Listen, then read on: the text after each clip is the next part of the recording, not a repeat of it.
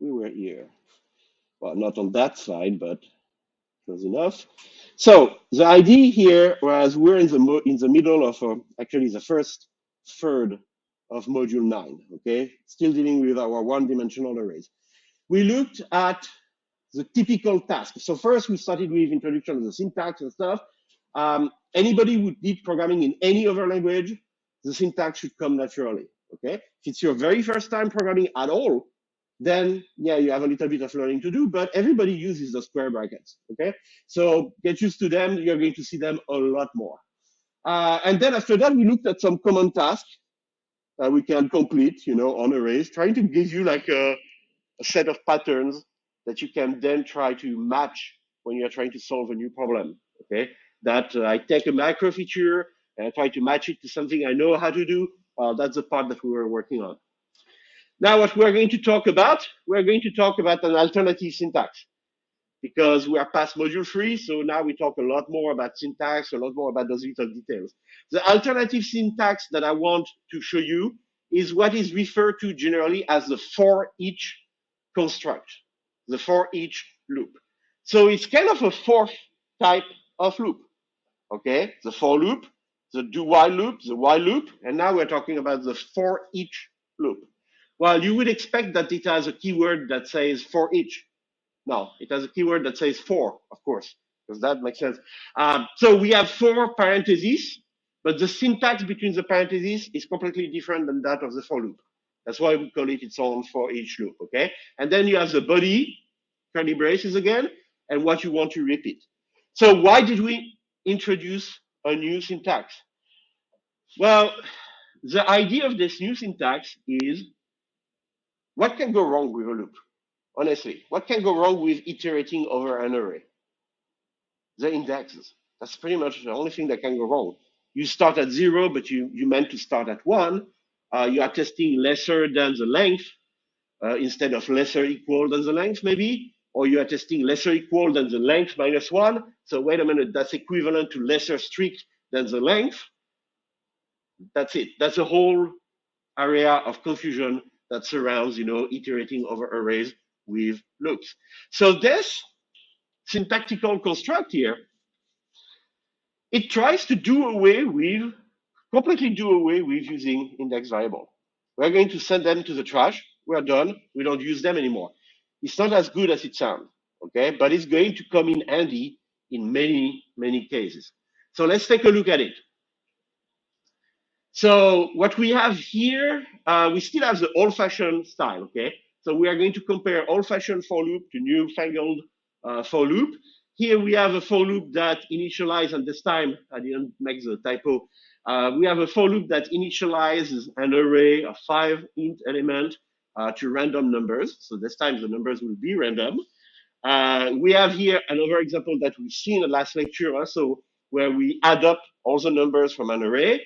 And we have an example here where we look for the largest element in an array. And finally here, we display all the elements in an array. Okay?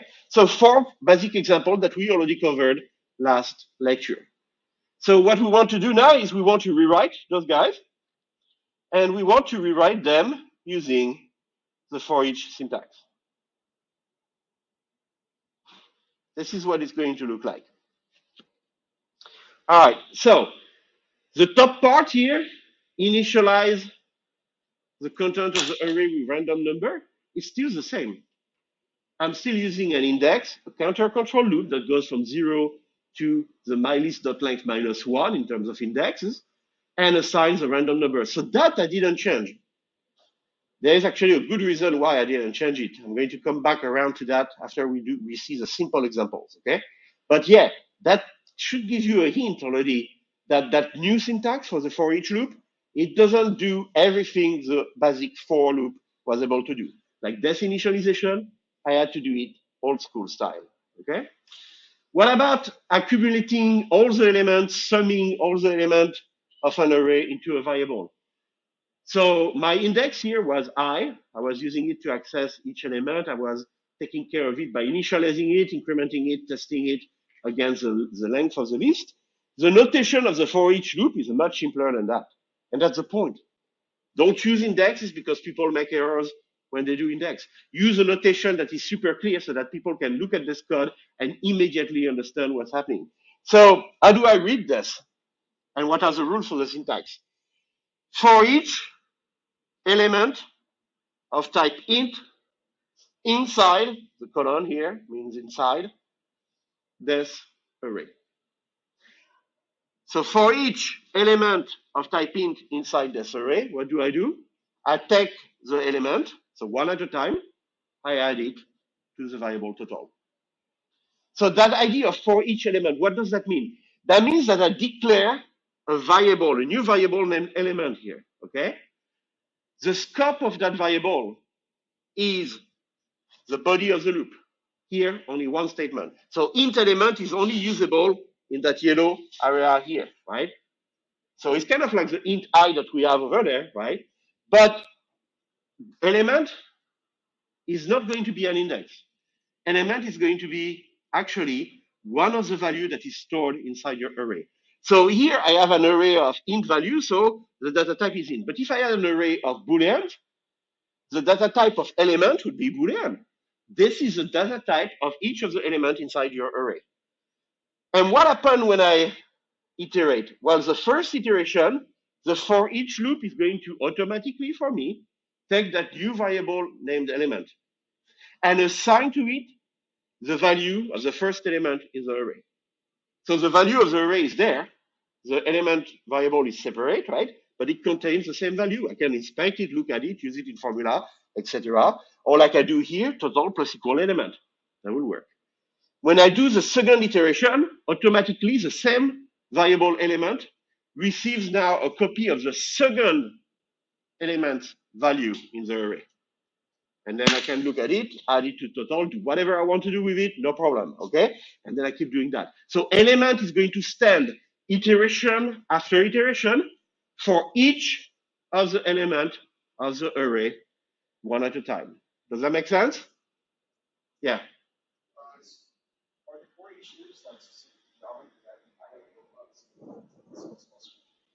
Well, no, it's not specific to Java. It's specific to Java, starting with Java 5.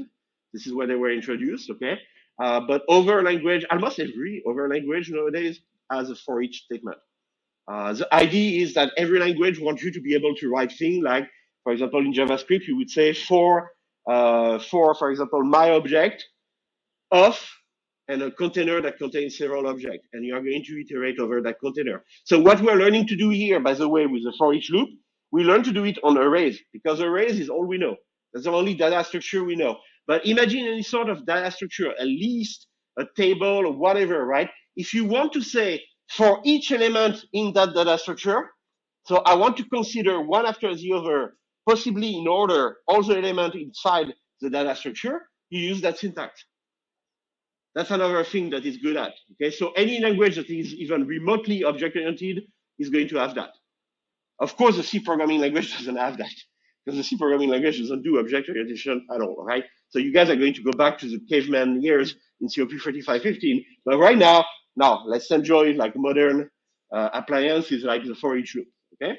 So yes, Python, JavaScript, all those guys have their own version, their own syntax for the for each loop. This is a syntax for Java. How do we find the largest element? Super easy. So I don't iterate anymore on the indexes. I just say for each element of type int inside my list. And what do I do with each element? If the element is greater than max, then max is the element. That's it. So same logic than we had before, right? It's just that I have this variable element that without the help of an index is able to tell me to just match the value in the next element in the array. And as we loop, it keeps changing. And there we go. If I want to display int e inside of my list, system.out, println e, no problem. So it looks nice, and it is nice. The deal with this is, I just move them to the left, okay? So the deal with this is use this new syntax whenever you can. If you have something, the deal with the syntax is, if you have something simple to do on an array, you should write code that is simple and easy to read. And that syntax is going to allow you to do that. Okay, so far, yeah, I buy it. I'll use it, no problem. Well, the problem comes with that. So I told you, we didn't initialize the array using that new syntax. Why? Well, let's try. Int for each element of type int inside my list, the element is assigned blah, blah, blah, random something. That doesn't work. It doesn't assign anything inside my array. Why?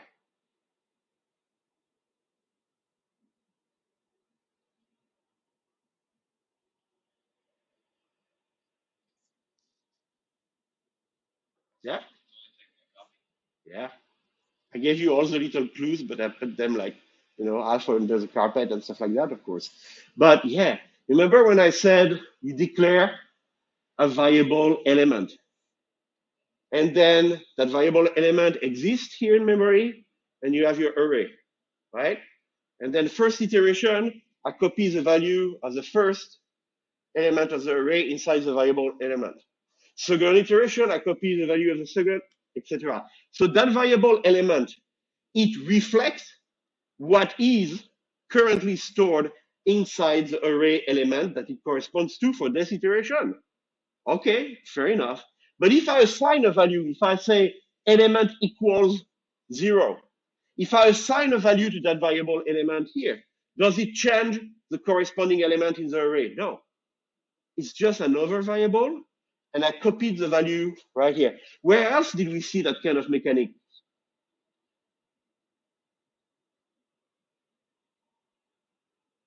That's not new.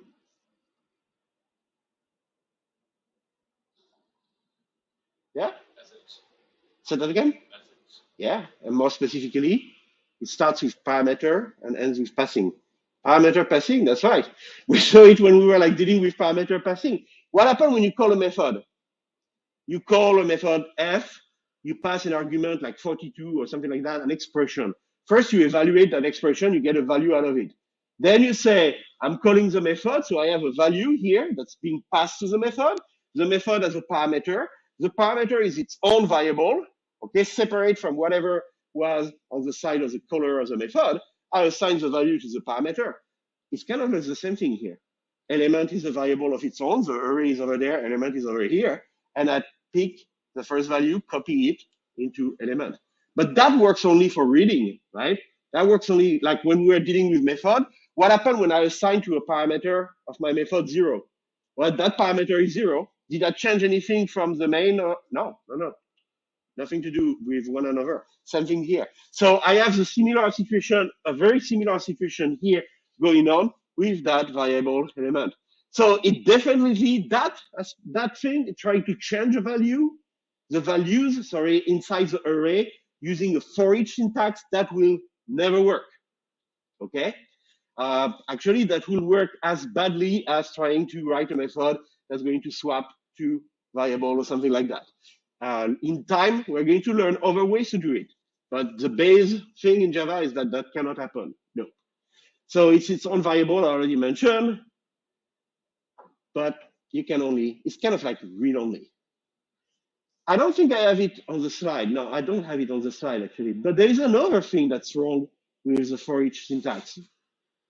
Can you guys think of something that you could do with a for loop on that array, for example, that you would not be able to do with the for each syntax? Yeah? Go backwards. Yeah. I mean, we've been taking like a serious shortcut here. I told you, you go over every element in order. What order? Well, it's going to be the order of the array. Index 0, index 1, index 2, index 3, index 4. Okay, perfect. That's what we are doing. But we've seen at least one example where we were going backward in an array or something like that, or a string, right? How do we do this with the syntax? We don't. Last but not least, it's a generalization of the one that you pointed out. What if I want to go first element, then I want to do, instead of +1 in my index, I want to do +2.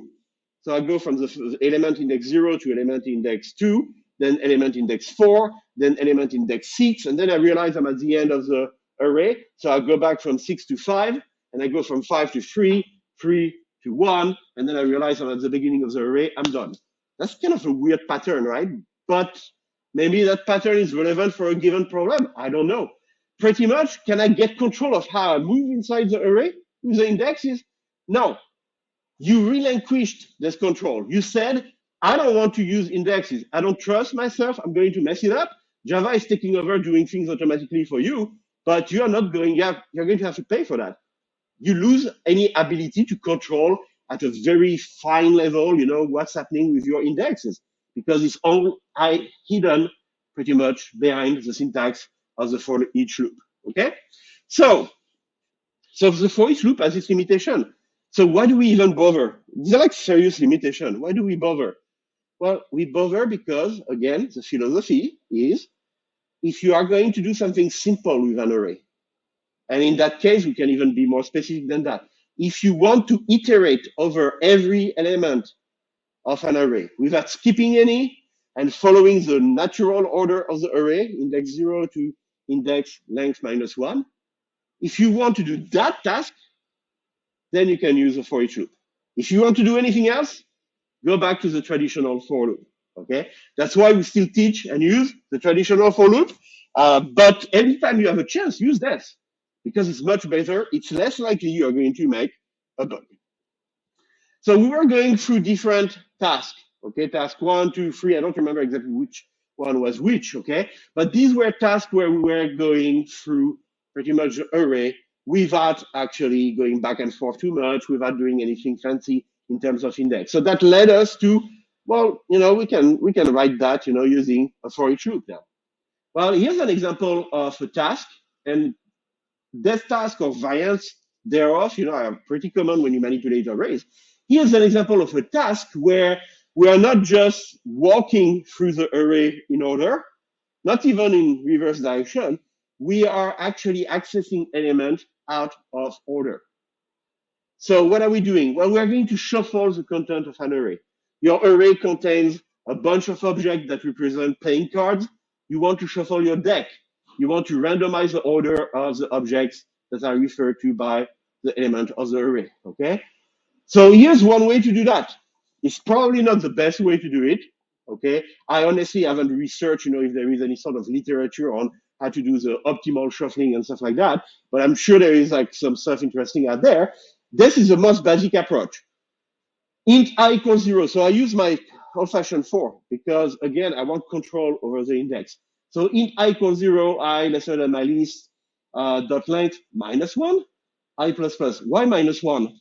Well, because I'm going to move and shuffle things around. So I don't want to go and consider every element up to the last one. I want to consider every element up to the before the last one, apparently. All right.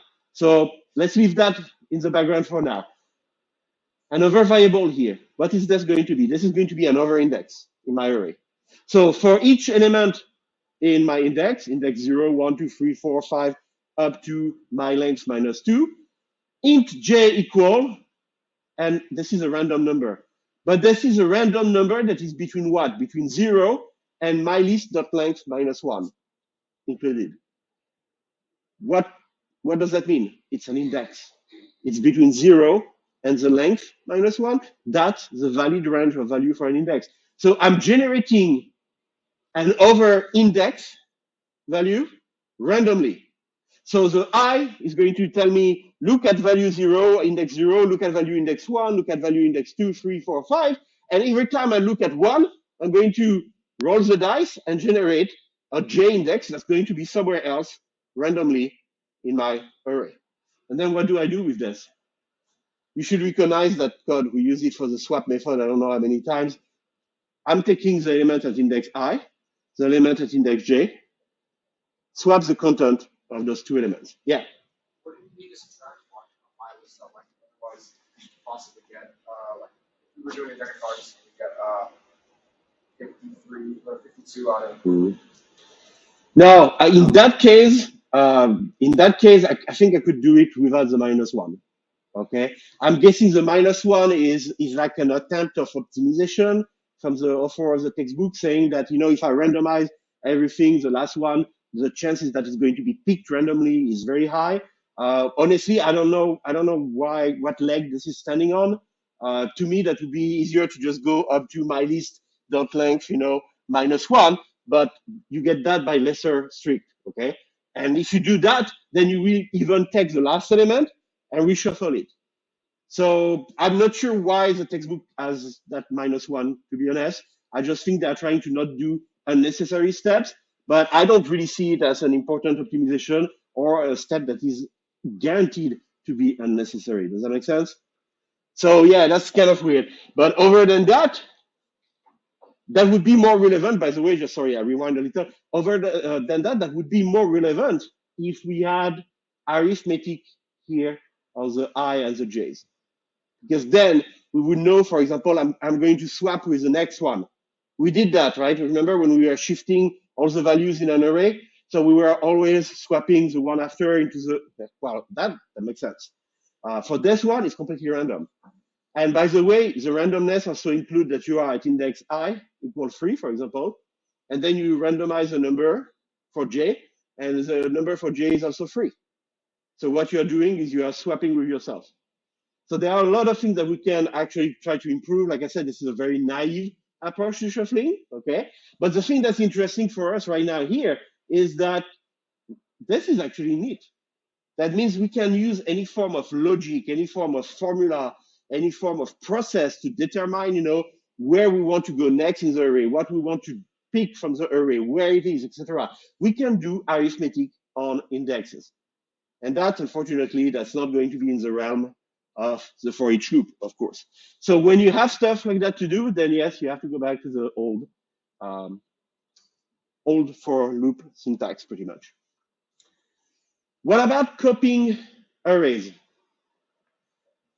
So this is linked again to the concept of reference variable as opposed to primitive data type variable.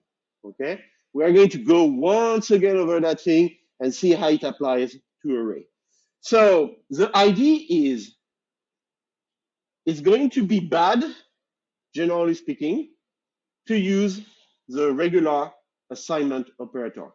Because the regular assignment operator, if I have two variables here that are reference variable, holding each a reference to a separate array, if I do list2 equal list1, I'm not taking the array that is referred to by list2, making a copy of it, and attaching it to list1. I'm not doing that. I'm not even taking the content of the array referred to by list2 and copying each element inside the array referred to by list1. I'm not doing that.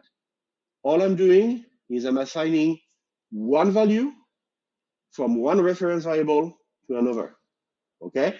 So list1 corresponds to, I think I have a diagram coming up here. Yeah, list1 corresponds to, list1 contains a reference, which is the reference where I can find in memory my first array. List2 contains also a reference to another array. Okay, so these are separate pieces of memory. And they don't even have to have the same size. They don't even have to have the same data type inside of them, but that's another level of weird, okay? Why would I want to assign an array of double to an array of int? Kind of weird. Okay. When I do this assignment, it works. The compiler doesn't complain. The program doesn't crash when it runs. But what it does, it assigns inside the variable list2, it assigns a value that is inside the variable list1. So this was a reference. Now I have the same reference in list2. This is what happened. It's kind of like you're playing with aliasing, okay? You are having multiple reference variables that each now point to the same object in memory. That's true for arrays. It's true for strings. We've seen that already with strings, right? So it's true for strings. It's true for arrays. It's true for any reference variable. When you just assign one to the other, you don't copy the object. The same way that when you compare a reference variable like a string to another, you don't compare the objects, you compare the reference values. So keep that in mind, okay? We're going to repeat it a few more times before the end of the semester. And next semester, COP2513, we're going full speed into that. You have to know how that works, okay? So that's not a copy. Does that mean that it's wrong? It depends what you want, okay? This can be very efficient. I have an array that has 1 million elements. I need to access that array from different method, maybe from different even threads of execution, parallel execution of my program on multiple cores, stuff like that.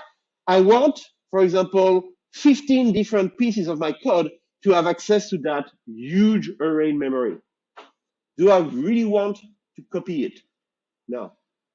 There are scenarios where the array is so big that instead of making a copy of the array and saying, you can work on that copy, you can work on that copy, you can work on that copy, I'm just going to say, you know what, there's a copy here, that thing is not moving, nobody can lift it.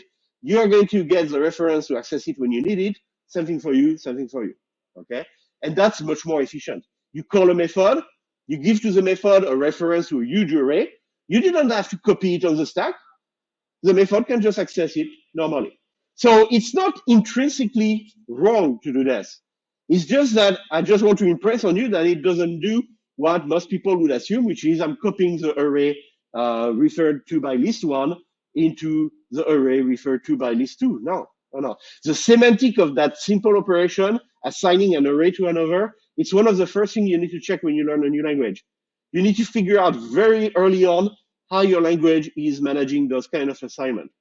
And it's possible that some language are going to have exception to these rules or are going to do it completely differently and copy every single bit of data by default and just allow you to have another syntax that would enable you to not have to make the copy. All of this comes into the pool of decisions that people have to make when they design their programming language. So there is no a priori there, okay?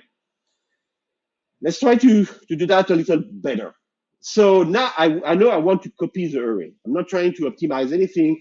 I want a fresh copy of the old array. So I'm going to have two arrays. My source array is going to be an array that contains 2, 3, 1, 5, 10. Why not? My target array, so these are both arrays of int. So when you want to copy from one array to another, generally, yes, make sure they have the same data type, okay? So here, this is an array of int, this is an array of int.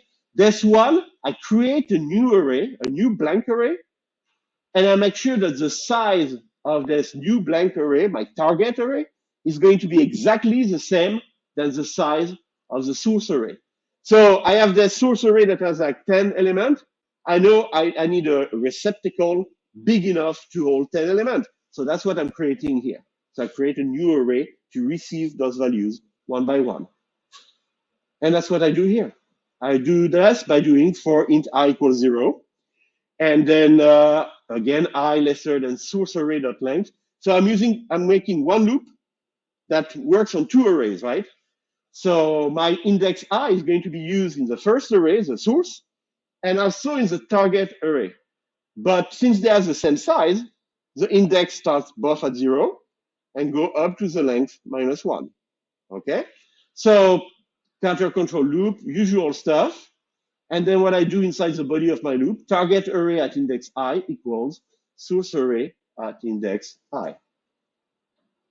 So here's the bonus question. Could I write this using a for each loop?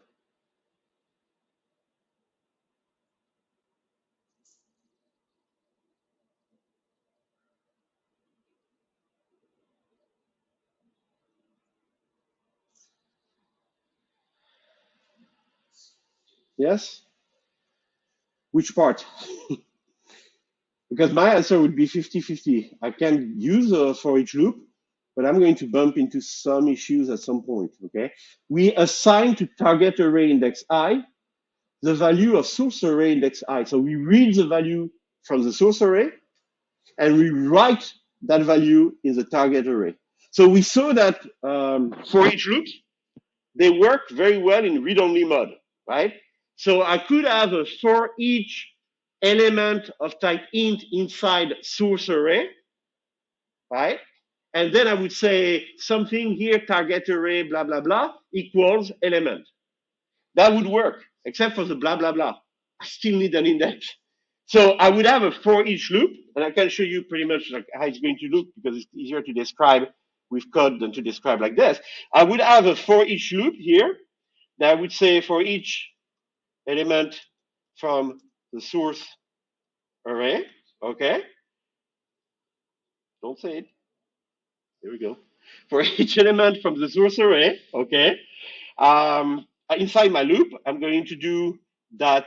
So target array, blah, blah, blah. I don't know what I'm going to do here for the I that's missing, okay, equals element. And that works. That part is okay. But what do I do for that dot, dot, dot? There's nothing I can do. I have to have an index.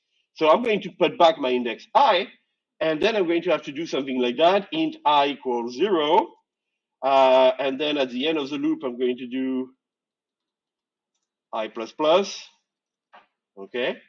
And because the arrays have the same size, I don't have to worry about testing constantly that I, is below the end of my source, my target array. That's starting to get a little brittle, okay? Because I have pretty much like half of the inconvenience of using an index, half of the benefit of using an element, but there is that one thing extra here, which is, I don't test the boundary for I. So I'm completely blindly relying on the fact that everything above this loop is ensuring that the two elements have the same size. If I do an if statement and I check, does the target array and the source array have the same length, then I'm good. I can use that loop inside that if statement, no problem. If I don't check, there's always a possibility that sometime, someone, somehow is going to be able to inject into my code two arrays that have a different size, and then my code is going to go kablamo. Okay, that's what the source for an exploit can be. Okay, poorly written code that is not defensive, that doesn't try to ensure that all the property are there to be able to write code like that. I write code like that, I'm proud of myself, it works, I test it, it works, but it's potentially vulnerable to some form of attack. Okay? Yeah.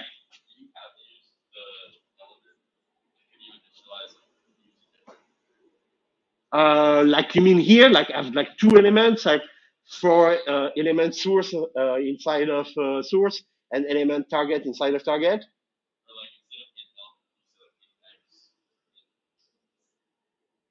So,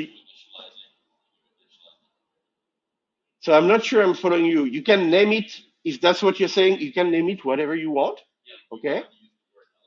Yeah, no. You can use E, you can use X, W, K, etc. That's not a problem. What I thought you were hinting at is I thought you were telling me, well, obviously I need an element from the source and an element from the target, right?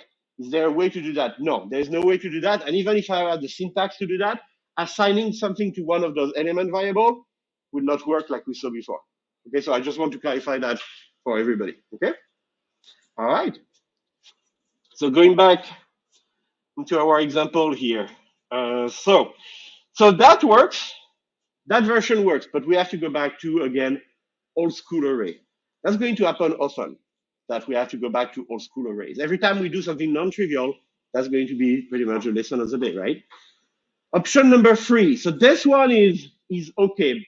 It's only okay because I have to, again, handle my index by hand. So I can fudge it up, no problem. I'm good at that. Okay, so is there anything else I can do that would shelter me from making very common and silly mistakes, and at the same time, keep the code efficient, etc.? The answer is yes, but it's not something that we are going to do with a special construct of the language. All we are going to do is we are going to call a method. There is a method in the JDK that somebody wrote because they were tired of having to rewrite loops all the time to copy some information from one array to another. So that's what this method does. It takes a source array, a destination array or target array, and it's going to extract. It's going to copy some information from the source array and relocate it somewhere inside the target array. So it's much more general than just copying the entire array into the target, right? But that's the idea. You can do that as well. So here's my source array. Is my target. Here is my target array. So something than before. System.arrayCopy. So system.in. We've seen that when we create the scanner, right? System.add.println. Well, here's a new one. System.arrayCopy. So arrayCopy is the name of the method. Parentheses, and we have 1, 2, 3, 4, 5 parameters. Okay. Well, it's kind of complex because it can do much more than just copy one array to another. Okay, so let's see what it asks. It asks us to provide first parameter is a reference to the source array where the data currently is. The third parameter is a reference to the target array where I want to copy my data. The one in the middle here, which is a 0 here, and the fourth parameter here that is also a 0, these tell me where I need to start the copy. So this tells me inside the source array, start the copy at index 0, the beginning of the array. Inside the target array, start writing at index 0. So this is going to do source at index 0 is copied into target at index 0. Source at index 1 is copied into target at index 1, 2, 2, 3, 3, 4, 4. But we don't have to. I could say source array starts at 3 and target array starts at, I don't know, 5. So here's my source array starting at index 3. The value at index 3 is going to be copied to the target array at index 5. The value at index 4 is going to be copied at index 6. Okay, that's the ID. The ID is that you can shift completely however you want, how you copy the data. And then the last parameter is how many times do you want me to do that? I'm going to start at the index that you gave me, but how many elements do I copy? And in this case, we want to copy the entire array. So we say source array.length. Again, we are assuming that source array.length and target array.length are the same. Otherwise, we can get into some nasty little bugs here. So we say start at the beginning of the source array, start at the beginning of the target array, and copy all the elements from one to the other. Something weird about this method, generally people don't really pay attention or notice it. Array copy, the name is, I mean, not that the name is not good, I mean, it kind of does the job, but array copy is not camel case.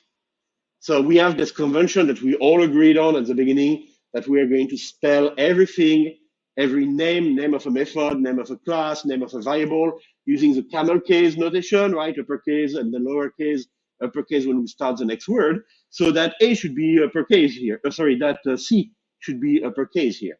It's not. Why? Actually, I was curious. I dug a little bit into that. Just legacy. Stupid legacy problem. People introduced array copy in Java before the Java community decided to go with camel case notation for everything, and then nobody wanted to go back and change that because there was code relying on it. They could have introduced a copy method, an array copy method that was spelled correctly, and progressively people would have transitioned to that, keeps the two of them, but for whatever reason, they didn't do that. So it's an anomaly, but there are a few like that in Java, maybe 3 or 4, and that's it, okay? But it's mostly legacy code related stuff. What's next? So when we learn something new like arrays, and that's going to be a pattern in any programming class, okay? You learn to use arrays, you go back and you say, okay, how do I use my arrays with what I already know how to do? Like, how do I use my arrays with loops? We spend a lot of time on that because definitely arrays are there to be used by loops, okay? But then we saw another thing in Java. We saw how to write methods. So now we need to fill in the blanks. How do I use arrays with methods? So what does that mean to use an array with a method? There's not that many possibilities. Can I declare an array inside of a method, like a local variable? Yes. Let me give that one like a prompt. Yes, you can declare an array and initialize your array and create your array. Like we've seen, you can do it inside the main. You can do it inside any method the same way, okay? Can I return a value which is an array? Well, that one is interesting because I told you that in Java, we return only one value. So can I return an entire array? And the answer is yes and no, meaning that you cannot return the entire array, but you can return the reference to the array, which pragmatically, if I give you the reference to my array of 5 elements, now you have the reference to access those 5 elements, right? So it's kind of like if I return my entire array. But you have to be more specific in how you describe things in programming, okay? If you tell somebody I return the entire array, to me, I'm understanding that, oh, you make a copy of it? Is that what you're doing? So that's not at all the same semantic. Because if I do something to that array, it's not going to modify the version that you have, right? You see how we need to really agree on the term here? So you are not returning a copy of the array. You are not returning the array itself. The array doesn't move. You are returning a value, a single value, that is a reference to that array. What else can we do with method and arrays? Passing parameters. How do I pass an array as an argument? How do I declare that a method is going to receive a parameter that is an array? Well, good news is that the syntax is super easy, okay? This is a method, public static void print array. So it's just going to iterate over every element of an array. And really, I could have used the for each loop here. I didn't have to use the indexes, but I use the indexes. And then system.add print array index I separated by a space. So I display the value of all the element in the array on the same line, okay? To say that this method is going to accept an array, we just declare the parameter by saying array is a parameter, it's a reference parameter, meant to hold a reference to an object of class array of int, okay? So I just said, to pass an array to a method, but do I really pass an array to a method? No. I pass the reference to an array to a method. Okay, very important. You might think that I'm overdoing it here, but you're going to see in COP2512 that I'm not overplaying that aspect. It's really, really important, okay? So that's how I declare it. And when I call that method, I'm going to pass an argument, and an argument is always an expression. So it can be something as easy as, for example, as the name of a variable that contains a reference to an array, or I can come up with a very complex way, calling method, doing a mathematical operation to craft the reference to an array that exists. Doesn't matter, however I do it, I pass here the reference. The reference is copied from list to array. At that moment, the variable list and the variable array each have the same content, that reference value.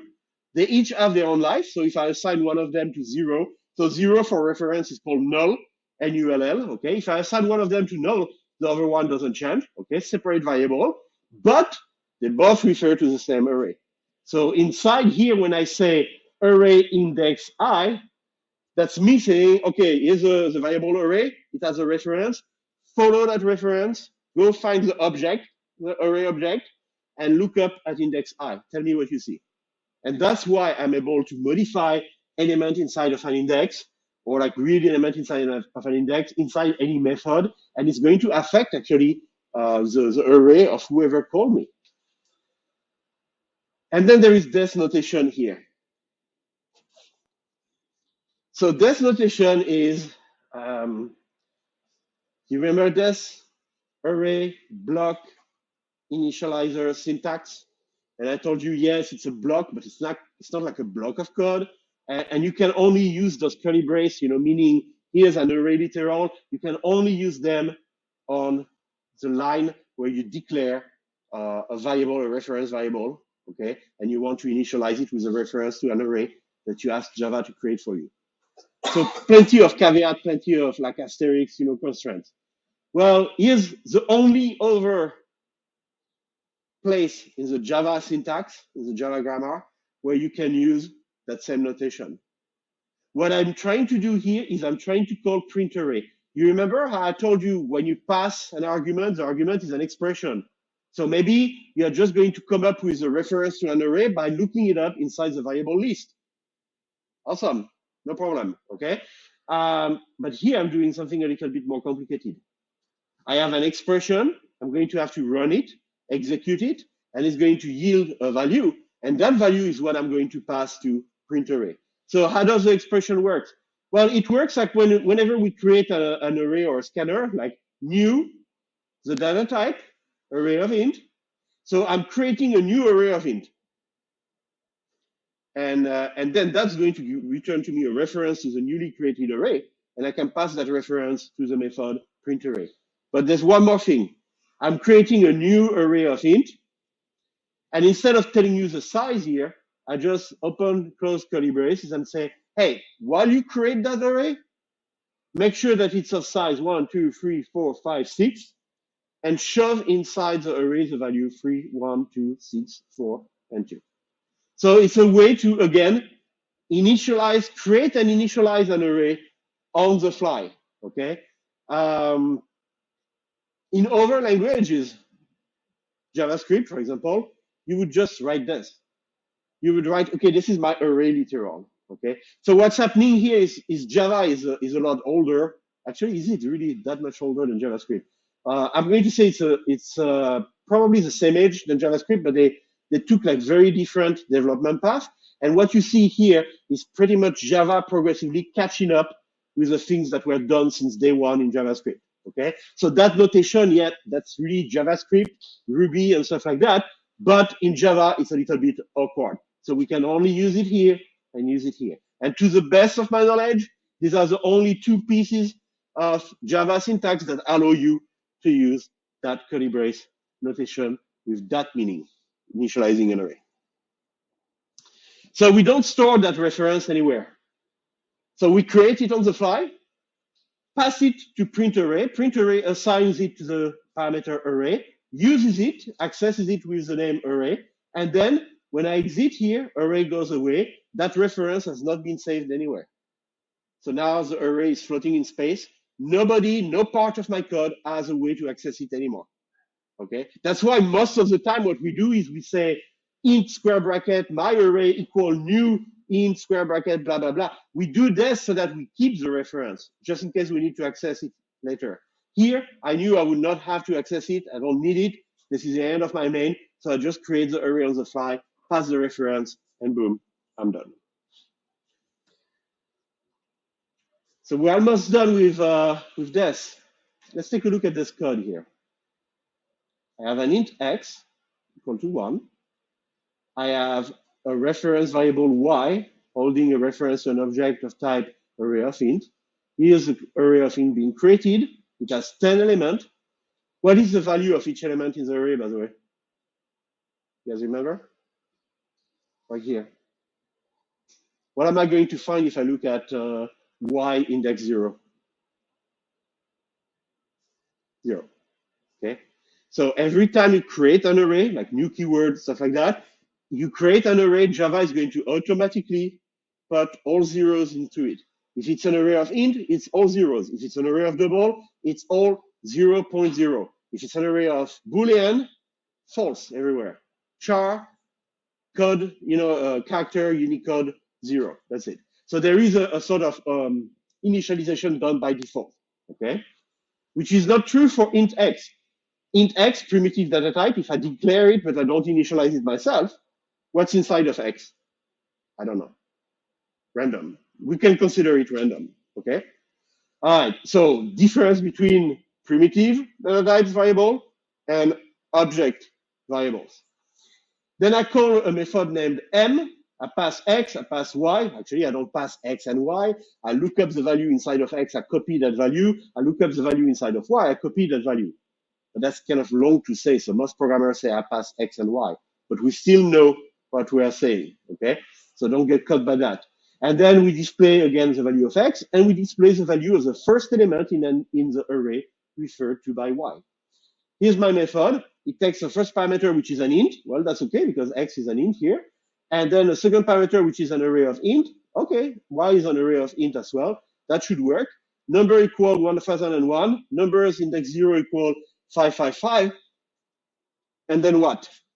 If I run this, I did not change actually the value of x. Why? Just one second. Why? For the exact same reason that we already covered, okay? The value 1 was copied inside the parameter number, then the parameter number was modified. That didn't affect in any way, shape, or form x. But why did it affect the array? Again, because y is a reference to the array. So my array is this table. I'm the reference variable. I contain the location where to find the table, right? When you pass y here, you evaluate y. What do I have? I have the reference to the table. Here's my reference. You copy it inside numbers. Now there's a variable, the parameter numbers here in the method m. And I use numbers to access that array, the table, and I scribble on it, with a hatchet, number 555 in the first slot. Okay, so you have a question. I'm going to go in that order. Okay, you ask first. You forgot your question?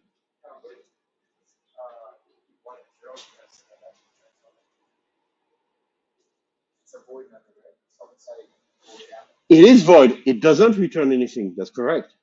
So I don't have a return value. What I do is I pass the value of x. So I pass the value, the reference that is in y. Okay. And I try to modify the parameter number, which I can do, but it has no bearing on x. I try to modify what is actually at index 0 inside that array. And this actually has an effect. Before I call this method, inside the array y, every element is set to 0. After I call the method, if I access the first element, it's going to show 5555. So the method here was not able to modify x, but it was not able to modify y either, but it was able to access and modify what y is referring to. Does that make sense? Again, this is always the same thing, but I'm going to keep coming at it from different angle until everybody is 100% comfortable with this. Yeah? So for like that last void statement, what if we took away the brackets from the second int? So if you take away the brackets from the second, this one, let me make sure I understand, right? This one right here? Oh, here? Oh, here? Oh, okay. No, I thought you were thinking about something else. So we'll talk about the something else too because it's fun.